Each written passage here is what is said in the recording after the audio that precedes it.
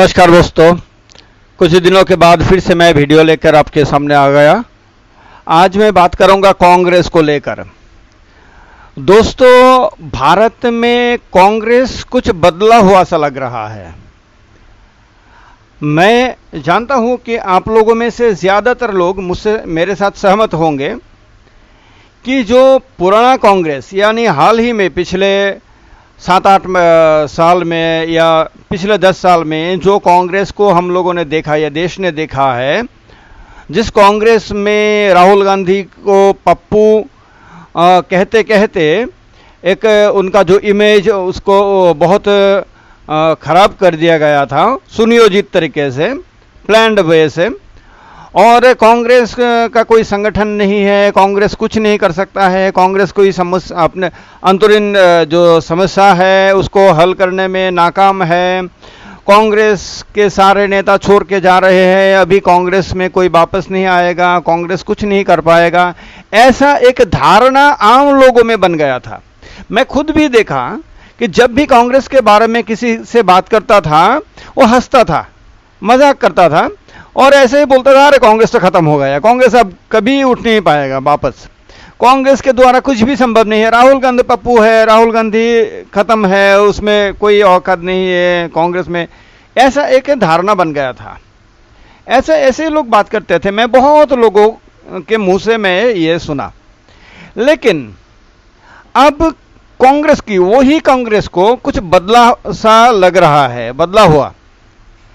ये राहुल गांधी के जो पदयात्रा था एकदम दक्षिण से उत्तर तक, वो पदयात्रा के बाद से राहुल गांधी को भी बदला हुआ राहुल गांधी लग रहा है। अब राहुल गांधी को कोई भी हंसी मजाक में बात नहीं करता उनको लेकर। अब कोई उनको पप्पू नहीं कहता है। अभी पप्पू शब्द का ही प्रचलन बंद हो गया है सोशल मीडिया से। अभी राहुल गांधी के बातों को लेकर डिबेट होता है, चर्चा होता है, आलोचना होता है, वो स्वाभाविक है जैसे एक लीडर की बातों को लेकर होता है। राहुल गांधी को भारत के लोगों ने जैसे एक नेता मान लिया है। जो लोग हंसी मजाक करता था वो अभी हंसी मजाक नहीं करता है, सीरियसली बात करता है राहुल गांधी के ऊपर। ये जो बदलाव राहुल गांधी में आया है, ये भी एक साधना ही है, ये भी उनका एक अचीवमेंट ही है। ये राजनीति में कम बात नहीं है। जब किसी का बहुत ज्यादा हंसी मजाक होता है, बहुत ज्यादा अपमान होता है, बहुत ज्यादा उनके खिलाफ चर्चा होता है और कोई गंभीरता से नहीं लेता है, तब उनके अंदर की जो शक्ति है वो जागरूक हो जाता है। लगता है राहुल गांधी के भीतर भी वो शक्ति जागृत हो गया है और वो अपने आप के भीतर जो टैलेंट है, जो छिपा हुआ था अब तक, उसको दिखाने के लिए वो भी नए सिरे से खड़े होने के लिए तैयार हो गया है।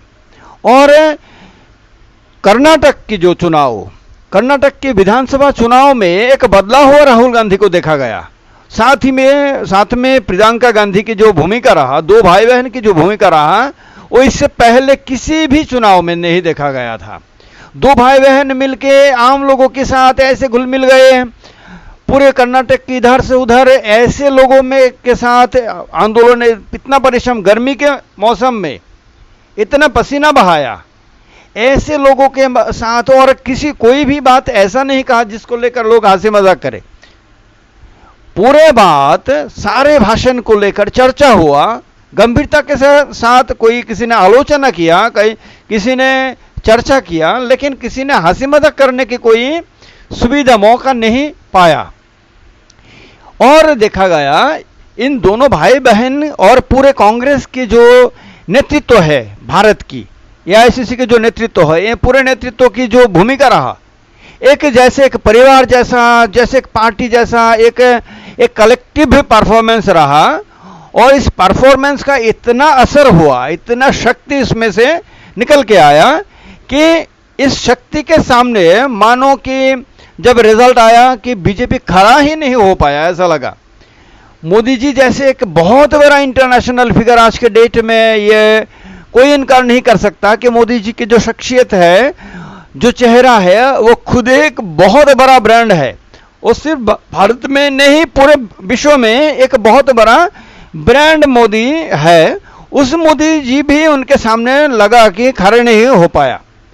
बाकी बीजेपी का इतना बड़ा संगठन है, संघ का, कर्नाटक में संघ का भी एक बहुत बड़ा शक्ति है, और बजरंगबली के नाम भी सामने आया, और बजरंग दल जैसे कि संघ का एक आयाम है, विश्व हिंदू परिषद का जो एक आयाम है वो भी सामने आ गया। लेकिन फिर भी कांग्रेस की ये जो संगठित जो शक्ति है, इसके सामने कोई खड़ा नहीं हो पाया। ये जो बदला हुआ कांग्रेस है, इस कांग्रेस को ऐसा नहीं कर्नाटक का चुनाव खत्म हो गया और कांग्रेस भी खत्म हो गया, ऐसा नहीं रहा। देखा, मध्य प्रदेश के चुनाव को लेकर अभी 4 महीने बाकी है, लेकिन अभी से ही कांग्रेस जैसे एक संगठित शक्ति के रूप में मध्य प्रदेश में भी अपना काम करना शुरू कर दिया। लोगों को क्या क्या देंगे, कैसे संगठन का चेहरा होगा, नेतृत्व कौन कर सकता है, उसका भी एक इंडिकेशन, ये सब विषय, और एक डिसिप्लिन्ड फौज के रूप में, एक संगठित शक्ति के रूप में मध्य प्रदेश में भी कांग्रेस कैसे लोगों के सामने जाएगा और वहां की जनता को भी कैसे प्रभावित करेगा, अपने साथ लाएंगे, ये सारे विषय को लेकर अभी से ही कांग्रेस का एक संगठित चेहरा दिखाना शुरू हो गया। राजस्थान में जहां पर कांग्रेस के जो अलग अलग गुट है, वो जिसका चर्चा पिछले 4-5 सालों से होता आया है कि जो पायलट है सचिन पायलट और मुख्यमंत्री अशोक गहलोत का जो अलग अलग गुट है, दोनों के बीच में जैसे एक 36 का आंकड़ा है, दोनों के बीच में एक जैसे दुश्मनी जैसा है, कोई किसी का नाम नहीं सुन सकता है, कोई किसी का चेहरा नहीं देख सकता है, ऐसा ही एक छवि पूरे देश की जनता के सामने बनाया गया है। असलियत में ऐसा ही है या नहीं वो तो दूसरी बात है, लेकिन ऐसा ही एक छवि बनाया गया है देश की जनता के सामने। उसी राजस्थान में कहा जा रहा था कि राजस्थान में सचिन पायलट और अशोक गहलोत जो मुख्यमंत्री है, दोनों की गुट के जो अंदरूनी झगड़ा है, उस झगड़ा के कारण कांग्रेस किसी भी हाल में राजस्थान में टिक नहीं पाएगा बीजेपी के सामने, और संगठित शक्ति के रूप में चुनौती नहीं दे पाएगा बीजेपी को। उस धारणा को जैसे कांग्रेस ने अभी से ही 4 महीने पहले से ही उस धारणा को गलत साबित करने के लिए जैसे एक चैलेंज ले लिया है।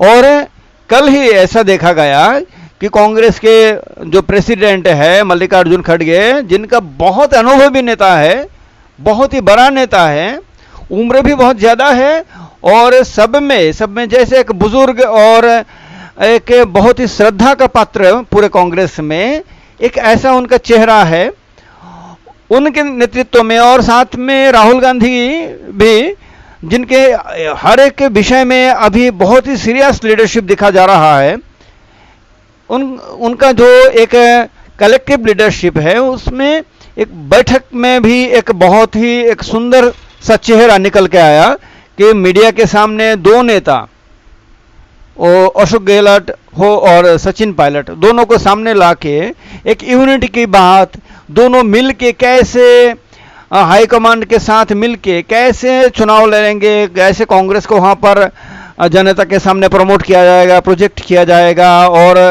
फिर से सत्ता में लाया जाएगा कांग्रेस को, इसका एक छवि भी जनता के सामने कल कांग्रेस ने रखा है। ये बहुत बड़ा अचीवमेंट है। अब तक छत्तीसगढ़ में कांग्रेस के अंदरूनी झगड़े ऐसा कोई न्यूज़ नहीं आ पाया, तो कांग्रेस अभी तक छत्तीसगढ़ में एक यूनाइटेड फोर्स के रूप में, अभी तक कांग्रेस छत्तीसगढ़ में जहां पर चुनाव होने वाला है अगले 4 महीने बाद, वहां पर भी कांग्रेस का एक यूनिटी देखा जा रहा है शुरू से ही अब तक। हिमाचल प्रदेश में सरकार है कांग्रेस का, वहां पर अभी चुनाव नहीं है, हाल ही में सरकार का गठन हुआ है, लेकिन वहां पर भी एक यूनाइटेड कांग्रेस का चेहरा देखा जा रहा है। ये जो बदला हुआ कांग्रेस, जिस कांग्रेस को अंदरूनी झगड़े के कारण ही लोग बदनाम किया करता था, जाना जाता था कांग्रेस, वो कांग्रेस अब यूनाइटेड कांग्रेस के रूप में लोगों के सामने आ रहा है। और कांग्रेस की जिस नेता को पप्पू पाप्पू कहते कहते पप्पू शब्द का इस्तेमाल पार्लियामेंट में भी किया जा रहा था, उस नेता अब एक बहुत ही सीरियस लीडर, बहुत किसी भी विषय में लोगों से जब बात कर रहा है, उनका बॉडी लैंग्वेज में बहुत ही सीरियसनेस, उनके शब्दों में बहुत सीरियसनेस, ऐसा एक कांग्रेस, उभरता हुआ कांग्रेस, सीरियस कांग्रेस, यूनाइटेड कांग्रेस अगले साल जब लोकसभा की चुनाव होगा, उस चुनाव में बीजेपी को चुनौती देगा और मोदी जी के सामने वो यूनाइटेड कांग्रेस चुनौती देने जा रहा है। ये अभी इसका चेहरा स्पष्ट हो गया है। तो ये देखने लायक विषय है। अगले 1 साल बाद की चुनाव देखने लायक बात होगी। लेकिन अभी से ही जो चेहरा कांग्रेस का देखा जा रहा है, बीजेपी के लिए वो चिंता का विषय है, इसमें कोई संदेह नहीं है। बीजेपी के लोग ठीक है मीडिया के सामने आके उतना नहीं कहेंगे, लेकिन मैं जानता हूं ये चिंता का विषय बहुत ही गंभीरता के साथ बीजेपी अपने भीतर ही मंथन में लगे हैं कि कांग्रेस का जो ये नया चेहरा है, इसका मंत्र कांग्रेस को कहां से मिला है, ये सोचने लायक बात है। ये जो एक यूनिटी है कांग्रेस में कि इंटरनल इनफाइटिंग जो है, इसको दरकिनार करके एक नेता दूसरे नेता के साथ हाथ मिला के, दिल मिला के, अपने यहाँ माने मिलजुल के ऐसे कांग्रेस को फिर से शक्तिशाली बनाने के लिए और कांग्रेस को फिर से जगाने के लिए, मजबूत करने के लिए, देश में सत्ता में वापस लाने के लिए ऐसे कैसे ऐसा हो रहा है, ये जो काम कर रहा है, ये बीजेपी के भीतर बहुत ही चिंता का विषय है। और चिंतन मंथन ये सब बीजेपी में चल रहा है, इसमें कोई संदेह नहीं है। और उसके अनुसार ही बीजेपी को भी अपने आप को बदल के समय के अनुसार उसी हिसाब से ढालना पड़ेगा कि बीजेपी को भी अपने अंदर में झांकना पड़ेगा कि क्या ऐसा बात है कि बीजेपी के अंदर में उतना शक्ति उत्पन्न नहीं हो पा रहा है जो कर्नाटक में देखा जा रहा है। और बीजेपी जिस कांग्रेस को कांग्रेस मुक्त भारत बनाने की स्लोगन दिया था, उस कांग्रेस के भीतर वो शक्ति उत्पन्न हो रहा है। अब चारों ओर कांग्रेस के आम कार्यकर्ताओं में भी एक उत्सुकता, बहुत ही ज्यादा उत्सुकता है, ये कांग्रेस वापस खड़ा हो पाएगा ऐसा विश्वास पैदा हो गया है। और ये बाकी पार्टी के लोग भी कांग्रेस की ओर बहुत ही सीरियसली देख रहा है। और अब बाकी पार्टी जो ममता बनर्जी के तृणमूल कांग्रेस हो या आम आदमी पार्टी हो या समाजवादी पार्टी हो, जो लोग अलग एक फ्रंट कांग्रेस को छोड़ के बनाने की सोच रहे थे, वो लोग भी अभी कांग्रेस के साथ मिलकर ही कुछ करने की सपना देख रहे हैं और विश्वास कर रहे हैं कि कांग्रेस के नेतृत्व में ही देश में परिवर्तन लाया जा सकता है। ऐसा क्या है, इसका मंत्र कहां से मिला कांग्रेस को, इसका शक्ति का स्रोत कहां है, ये बीजेपी के लिए चिंता का विषय है, मनन का विषय है, चिंतन का और मंथन का विषय है। और बीजेपी ये काम भी शुरू कर दिया है, इसमें कोई संदेह नहीं है। दोस्तों, ये वीडियो आपको कैसा लगा जरूर कमेंट बॉक्स में कमेंट करके बताइएगा।